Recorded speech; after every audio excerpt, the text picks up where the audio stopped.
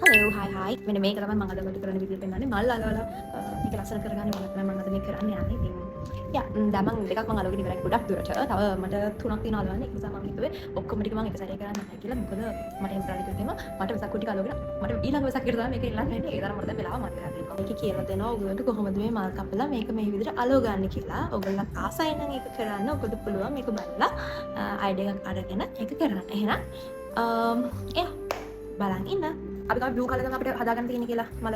එතකොට ඔයාලා සෞකුලේ මෙහෙට නවල ගොඩනගන්න. නවල මේ වගේ පොඩි ටිකක් සමාන කපා ගන්න. මේකට සමාන නැහැ. මේක සමචතුරස්‍රාකාර කොටුවක් තමයි කපා ගන්න ඕනේ. හරිද? ඊට ඔයාලා හරි දිස්සේ මේ හැටි ඍජු කෝණාස්‍රාකාර කොටුවක් ආවදින් ඔයා ඒක මෙන්න මෙහෙම හරියට මැදින් නවලා මෙන්න මේ විදිහට සමචතුරස්‍රාකාර කපා ගන්න ඕනේ. හරි. මෙන්න මේ මැදින් නවුවට පස්සේ ඒක මෙතනින් ඔයාලා කපන්න පුළුවන්. එතකොට ඔයාගේ සමචතුරස්‍රාකාරය එනවා. හරියට සමචතුරස්‍රාකාරයක් කරනවා. ඊට පස්සේ ඒක දෙකට නානවා. ඊට පස්සේ ආයෙත් ඊළඟට ආයෙත් කරනවා. හරිද? ආයෙත් තව එකක් නවන්න. දැන් මම සාමාන්‍යයෙන් මෙන්න මේ වගේ තුන් පාරක් තමයි නවන්නේ. එතකොට මල් පෙති 6ක් එනවා. වට්ටව ඊට තියෙනවා නම් අර තව එකක් මෙහෙම නව ගන්න පුළුවන්. හරිද? දැන් ටිකක් තුනක් නැවුවා කියලා කපා ගන්න ලේසි නිසා මේ විදිහට තුන් පාරක් නවගෙන මෙන්න මෙහෙම ත්‍රිකෝණාකාරයක් කාර්ය හැඩයකට යනකම් නවන්න. ඊට පස්සේ කතුර අරගෙන මේ විදිහට මලේ ෂේප් එකට අර මලේ පෙත්තක ෂේප් එකක් කපා ගන්න තමයි තියෙන්නේ. මෙන්න මෙහෙම. කතුර හරවන්න ඕනේ නැහැ. කොලේ වාතින් හැරෙවුවා නම් හරි. එච්චරයි. ඊට පස්සේ මෙතන මැද කොනෙන් චුට්ටක් මෙන්න මෙහෙම පොඩි කට් එකක් දාන්න ඒකවල පේන්නේ නැතුව ඇති. කට් එක දැම්මම අර මැද හිලක් වගේ එනවා පොඩි. that's it. මෙන්න තියෙනවා මල. ඒ විදිහට තමයි මාදි කපා ගන්න තියෙන්නේ. හරිද? මම හිතන්නේ තේරෙන්නේ නැති කියලා. ඔයගොල්ලෝ පේනව නේද? හරි. මේ කුරු අරගෙන මෙන්න මේ ගම් එකෙන් හිතන විදිහට නිකන් ඩොට්ස් ටිකක් හැමතැනම තියාගන්න. මේ විදිහට ඒවා අලවන්න හදන ස්ක්වයර් එකේ සම්පූර්ණයෙන්ම මේක ඩොට්ස් ටික මෙන්න මෙතන තියාගන්න. හරිද? ඊට පස්සේ සුදු පාට මල් ටිකක් කපපු ටිකක් අරගෙන මේ තැන් වලට අලවගෙන යන්න තමයි තියෙන්නේ. දැන් අපි අලවගෙන තියෙන්නේ සුදු පාටින්ම දැන් ඔයාලට තියෙන්නේ මේ අලවගත්ත එකේ පිටින් බ්ලූ කලර් එකකට අලව ගන්න. දැන් අපිට එතකොට කරන්න ඕනේ මෙන්න මේකේ මෙන්න මෙහෙම ගම් ෂුට්ටක් අර කලින් ගත්තා වගේ අරගෙන දැන් ඔයාලට තියෙන්නේ මෙන්න මෙහෙම ඔයාලට ඒකත් එකක් මේක උඩින් හිතන තැන් වලින් ගම්ම දාගෙන යන්න. හරිද?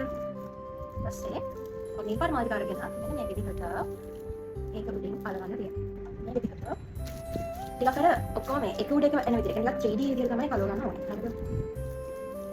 හරිම ලේසි අර මල් කපාගෙන එහෙම තිබ්බහම ඒකට පොඩි වෙලාවක් ගියාට ඊට පස්සේ හරිම ලේසියෙන් මේ වැඩේ කරන්න පුළුවන්. මම හිතුවේ මේකට ලොකු වෙලාවක් යනවා කියලා එහෙම නැහැ. මේ තිබ්බා. වාටි විතර ඉඳන් හිස්තන් වගේ තියෙන තැනකට තිබ්බා. ඊට පස්සේ ඒකෙන් නගත්තා. හරිද? මේ වගේ ලුක් එකක් තමයි එන්නේ. ඒ විදිහට තියෙන්නේ අනිත් හැම පැත්තක්ම කරගන්නවා. හරි නේද? ඉතින් ඔන්න විදිහට වටේම හතරම කරගෙන ඉවර වෙච්ච කූඩුවක් තමයි මේ තියෙන්නේ. මම රෙඩ් කලර් එකේ ඔක්කොම ටික ඉවර කරා. ඒකට දාන්න ඕනේ වෙලාව ලිප්ස්ටික් දාන්න තියෙනවා. ඉතින් මම මේ විදිහට මේක ඔක්කොම කරගන්න තමයි ඉන්නේ. තාම හදලා ඉවර නැහැ. ඉතින් ආගේ බ්ලූ කලර් එක මම හිතුව විදිහට එකක් ආවා. ඊට පස්සේ අපේ රෙඩ් කලර් එකත් මම පෙන්නන්නම්. මේ විදිහට රෙඩ් කලර් එක මම විදිහට තමයි වෙසක් ටික මම හදාගත්තේ. මම හිතන්නේ ලොකු වෙලාවක් යනවා නැත්තේ නැහැ. but ඕගොල්ලෝ මල් ටිකේම කපාගෙන තියාගත්තොත් ඔයගොල්ලෝ ඉක්මනට මේක කරන්න පුළුවන්. අතන හිතනවට වඩා ගොඩක් ඉක්මනට කරගන්න පුළුවන්. ඉතින් එහෙනම් අදට එච්චරයි. ඔයගොල්ලෝ මම දකින්න නැති කොහොමද මම මේක කරගත්තේ කියලා. මම හිතනවා පොඩ්ඩක් හරි තේරෙන්නේ නැති කියලා. ඉතින් try කරලා බලලා අපිට ඔයාලා මේක කරොත් ඔයගොල්ලෝ වෙසක් වල ලස්සන ෆොටෝස් කමෙන්ට් සෙක්ෂන් එකේ දාන්න අපිට බලන්න. එහෙනම් අදට එච්චරයි. ගිහින් වෙන හැමෝම සතුටින් පරිස්සමෙන් ඉන්න ඕනේ. bye bye.